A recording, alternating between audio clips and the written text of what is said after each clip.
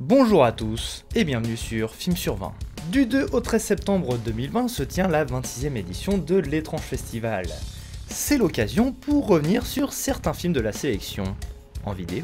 Aujourd'hui, je vous parle du film Destruction Finale de Kim Byung-seo et Lee Hae-jun.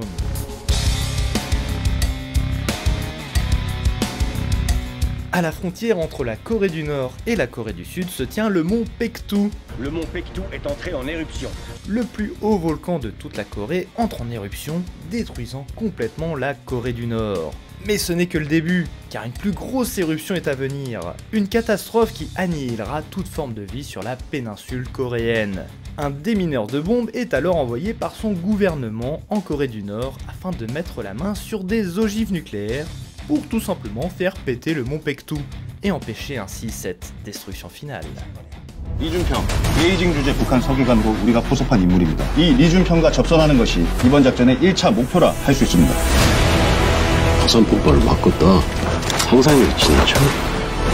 우린 그냥 미사일 몇 개 해체하고 돌아오면 되는 거야. 만약에 늦은 게 아니라면 백두산 막을 수 있습니다.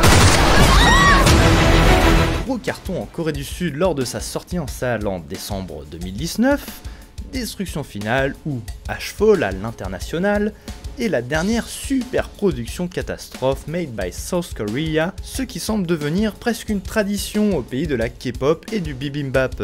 Car oui, après les pandémies, une tour en flammes, un tunnel qui s'effondre, un séisme menaçant une explosion nucléaire, et bien évidemment les tsunamis, Destruction Finale semble vouloir proposer un petit best-of de cette série de catastrophes et par-dessus le marché, faire un film sur une éruption volcanique vu que ça n'a pas été fait jusqu'alors. 뉴스 속보입니다. 백두산 화산이 폭발했습니다. 폭발의 위력이 어느 정도인지 확인하시죠. 이번 폭발은 관측 역사상 유례를 찾기 힘든 최고 수치의 폭발로 추정되는 겁니다.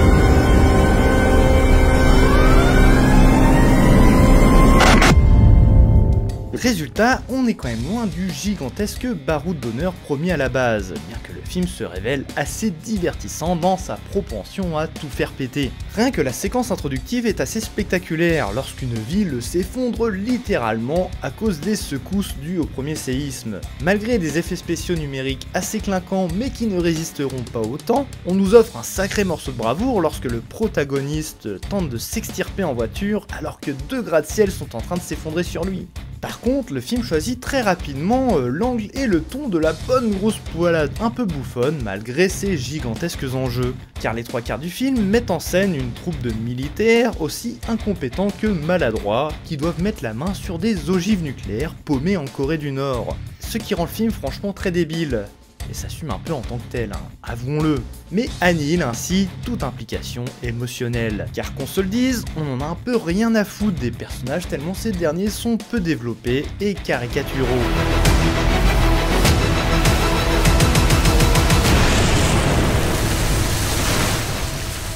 Il faudra attendre la fin du film pour que ça parte dans la dramatisation à outrance comme ils savent si bien faire en Corée.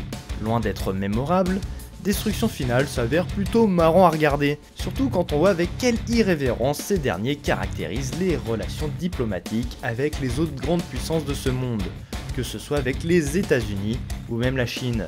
Sorti en salle en Corée en décembre 2019, le film est désormais disponible en vidéo depuis le 15 septembre 2020.